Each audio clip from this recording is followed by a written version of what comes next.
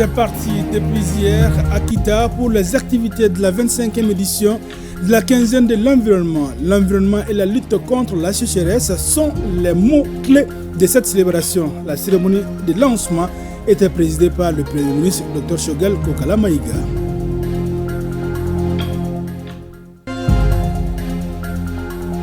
Deux jours de la fête de Tabaski, le marché à bétail est fourni. C'est le constat fait par le ministre de l'élevage et de la pêche sur les dérives de la capitale.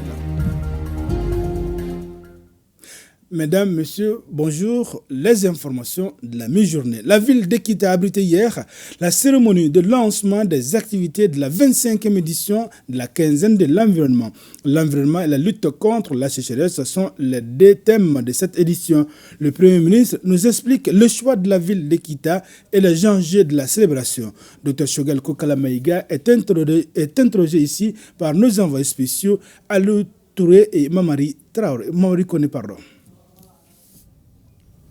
Au regard du potentiel forestier et faunique de la région de Kita, le lancement officiel de la 25e édition de la quinzaine de l'environnement est une opportunité pour mener une grande campagne de communication en vue d'un changement de comportement en faveur de l'environnement et du cadre de vie.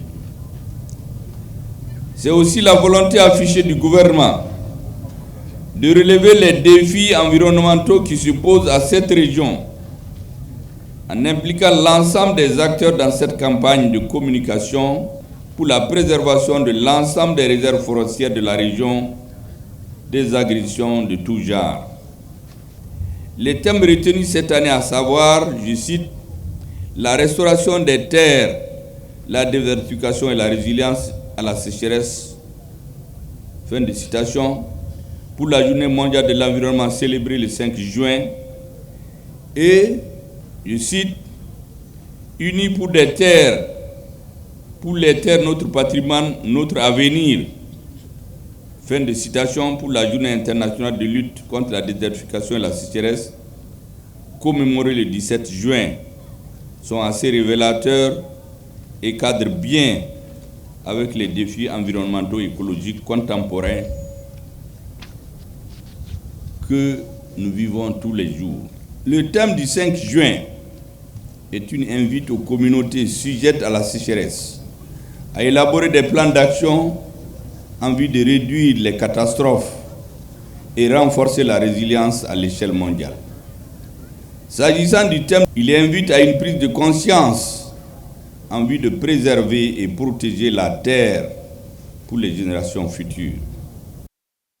Autre sujet de l'actualité, sur 21 recommandations concernant la justice, 16 sont en cours de réalisation et une n'a pas commencé. C'est le rapport annuel 2023 du Comité indépendant de suivi et évaluation de la mise en œuvre des recommandations des Assises nationales de la refondation CNCR-ANR qui a été présenté au président de la Cour suprême.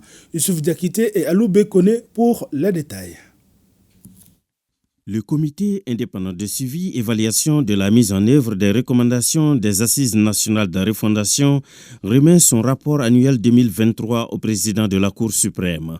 Au regard des résultats obtenus après évaluation, les membres du CNCR-ANR se disent globalement satisfaits. Le suivi et évaluation se déroule normalement. Les recommandations qui sont au nombre de 517 connaissent en fait une avancée si l'on s'en tient aux 55 recommandations prioritaires, dont 20 ont été exécutées et dont 33 sont en cours d'exécution. La justice, à elle seule, a 21 recommandations. Il y a en fait une seule recommandation qui en fait pose problème et dont nous attendons la réalisation, c'est le problème du juge des libertés et de la détention. L'un des axes stratégiques pour la refondation de l'État, c'est la sécurisation des personnes et de leurs biens sur toute l'étendue du territoire national et la création des conditions du vivre ensemble. Cela, disent-ils, passe par une justice équitable, accessible à tous. Ce qui concerne justement la justice, nous avons eu droit justement à des statistiques Il est vrai que des choses ont été faites, beaucoup d'actions ont été menées, mais il reste beaucoup à faire.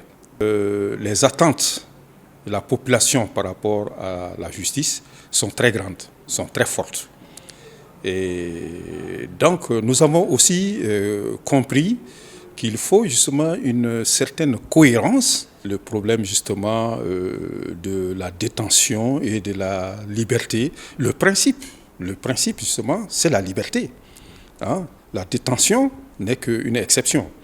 Mais il est bon que l'on puisse, en tout cas, réglementer de façon satisfaisante justement cette question, hein, et pour que tous les Maliens puissent se retrouver. La stabilisation du front social, l'amélioration de la qualité des services d'éducation et de santé, la relance de l'économie pour l'atteinte d'un développement durable sont entre autres les actions stratégiques inscrites à l'agenda des autorités de la transition pour l'atteinte des objectifs de développement tant recherchés par le peuple malien, et la justice est un maillon incontournable pour ce faire.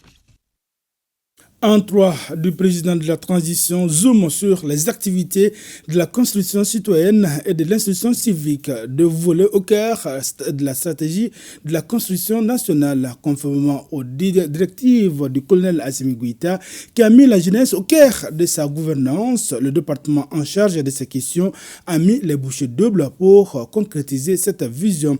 D'abord par la redynamisation du service national des jeunes, ensuite la mise en place à travers un décret de la réserve nationale. Enfin, l'exécution de plusieurs programmes et projets d'instruction civique et de construction citoyenne. En 3 de la transition, la jeunesse au cœur du processus. C'est un dossier signé Bemba Sibi Alobe Kone. Aujourd'hui, je suis jeune au même titre que vous. Et si j'échoue, c'est toute la jeunesse malienne qui a échoué. Et le président de la transition n'est pas prêt d'échouer, tant la jeunesse malienne a fait preuve d'engagement et de résilience face aux défis internes et externes auxquels le Mali fait face. La jeunesse aussi est soutenue dans cette dynamique par la politique de construction citoyenne mise en place par les autorités de la transition.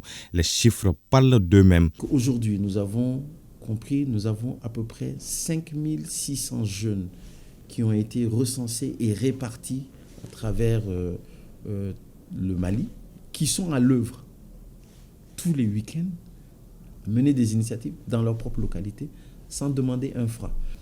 Au-delà de cela, j'ai parlé de l'école de la citoyenneté. Les premiers 200 jeunes qui sont sortis ont prêté serment pour dire qu'aujourd'hui, eux jeunes, ils s'engageaient à être des jeunes engagés dans leur communauté pour l'intérêt de leur pays, mais également ils sont prêts à défendre leur nation, quoi qu'il en soit, en toutes circonstances. Ce message est très fort.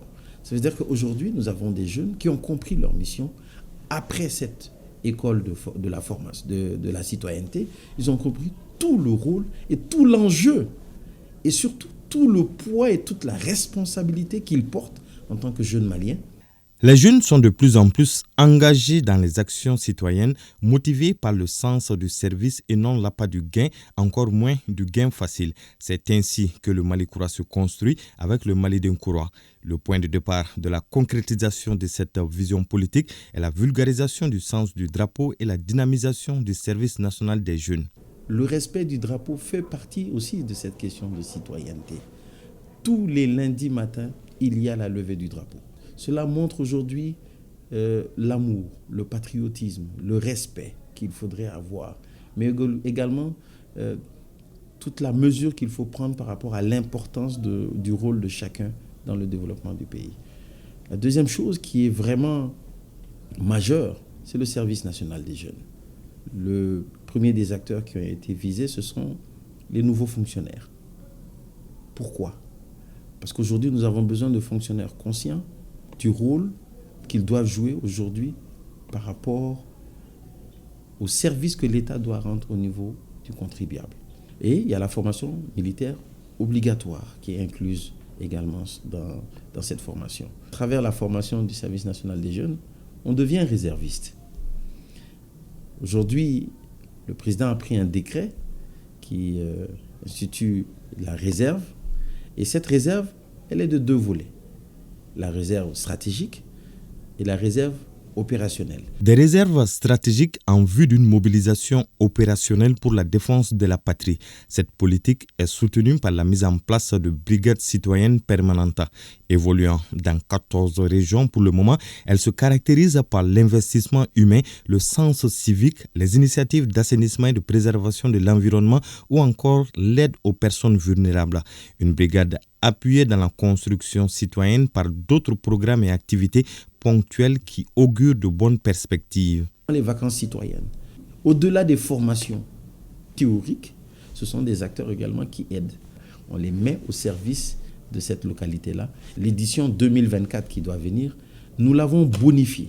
Nous avons rajouté des éléments encore beaucoup plus intéressants qui non seulement va créer un lien entre les jeunes, mais également renforcer davantage les services qu'ils vont rendre à leur communauté. Nous avons d'autres programmes très intéressants qui arrivent. Le programme Bassigui. Vous savez, il y a beaucoup de jeunes qui vivent dans la rue. Il nous faut les récupérer. La deuxième chose, c'est bien entendu la deuxième cohorte de l'école de la citoyenneté. Ça va nous aider également à renforcer la brigade citoyenne. Cette brigade citoyenne qui aujourd'hui va travailler également avec d'autres ministères. Et très bientôt, il y a le ministère de l'Environnement qui va lancer un projet avec la brigade verte. Et les acteurs de la brigade citoyenne vont être très engagés également dedans. Ces initiatives en perspective vont renforcer la feuille de route du département en charge de la jeunesse, de la construction civique et de la construction citoyenne qui s'articule autour de 3 axes, à savoir jeunesse et citoyenneté face au Barane et Djoyoro, le village des opportunités et le sport citoyen. Soutenir les familles des militaires tombés sur le champ d'honneur pour la sauvegarde de la patrie, le président de la transition s'est manifesté à travers ses œuvres sociales en faveur des veuves, des orphelins, des militaires et aux blessés de guerre. Ils ont reçu 250 sacs de riz et 250 béliers pour la fête des Tabaski. On en sait plus avec Boubacar Bablé Touré. Lorsqu'il s'agit des œuvres sociales, aucun sacrifice n'est de trop pour le président de la transition pour donner le sourire aux Maliens. 250 sacs de riz et 250 béliers gracieusement offerts aux veuves des militaires, aux orphelins et blessés de guerre. Un élan de solidarité qui vise à permettre à ces familles bénéficiaires de passer la fête de Tabaski en toute quiétude. Ces gestes à l'endroit de ces veuves, orphelins, blessés de guerre, ici présents, est plein de signification et d'enseignement. Elle demande que les plus hautes autorités de notre pays ont un regard vigilant, protecteur, tourné vers les familles qui ont perdu leurs fils, père, mari, sur le théâtre des opérations ou en mission commandée. Loin d'être une récompense, mais juste un geste à l'endroit des familles de ceux-là qui ont accepté le sacrifice ultime pour la souveraineté et la dignité de notre pays, selon le chargé des œuvres sociales. Une marque de reconnaissance et de considération qui n'a laissé personne indifférent.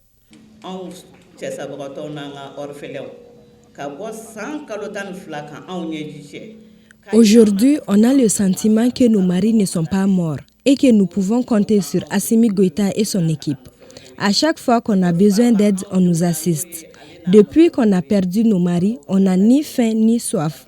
Vraiment, merci à toutes les bonnes volontés. Que Dieu sauve le Mali. Cette donation s'explique par l'engagement et la volonté du président de la transition de servir tous les Maliens en général et les plus démunis en particulier. Donner ses vivres et ses moutons aux veuves militaires et blessés de guerre, c'est montrer sa solidarité et dire à ces veuves-là que tout le Mali en entier, lui en premier, pense à eux et tant qu'eux ils seront là, ils n'auront pas faim, ils n'auront pas soif, Inch'Allah. L'un des moments forts de cette cérémonie, la remise symbolique de moutons accompagnée de sacs de riz à quelques bénéficiaires. À 2 jours de la fête des Tabaski, le ministre de l'Élevage et de la Pêche a visité les parcs animaliers sur les 2 rives de la capitale. Une visite pour se rendre compte de l'effectivité et de la disponibilité de la vente promotionnelle des moutons initiée par le gouvernement depuis plusieurs années. Les détails, c'est avec Nyanya Alou Traoré et Sambou Diakité.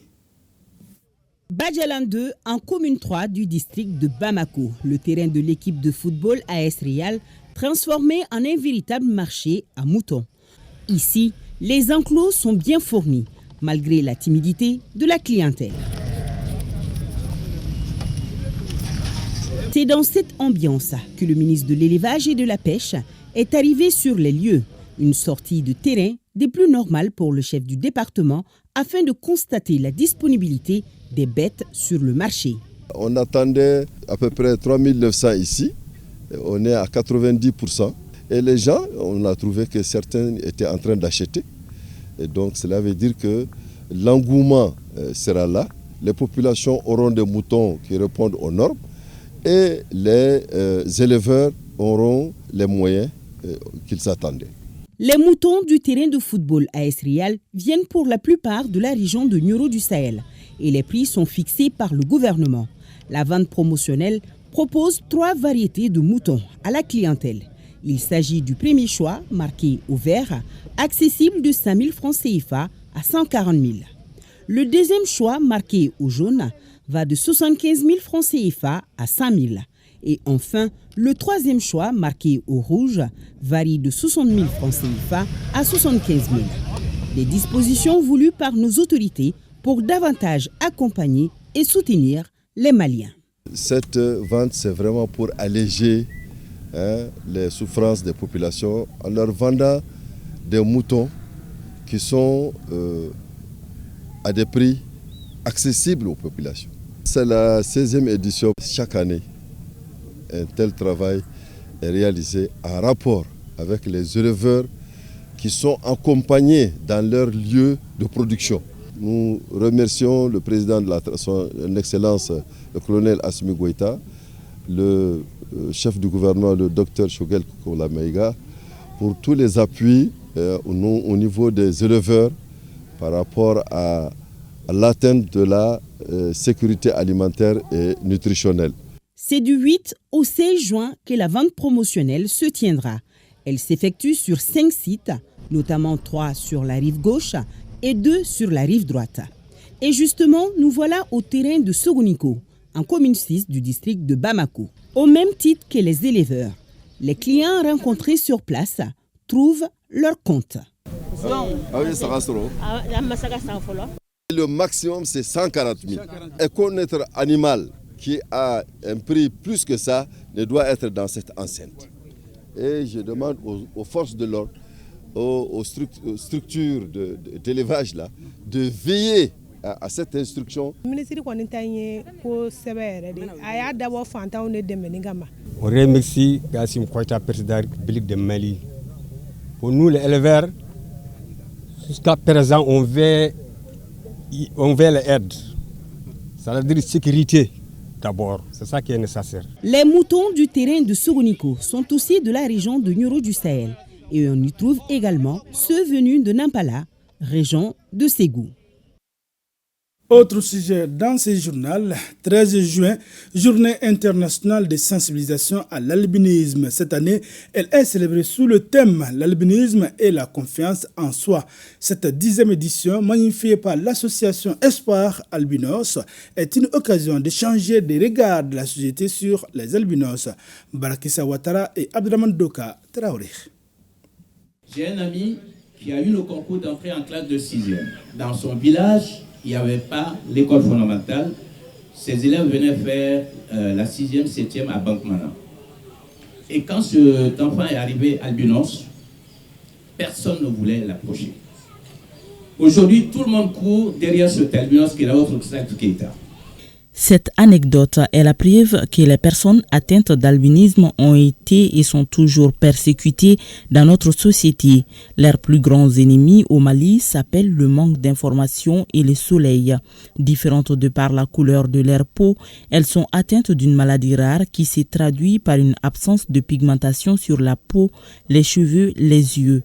La journée internationale de sensibilisation à l'albinisme est donc l'opportunité de porter assistance à ces personnes.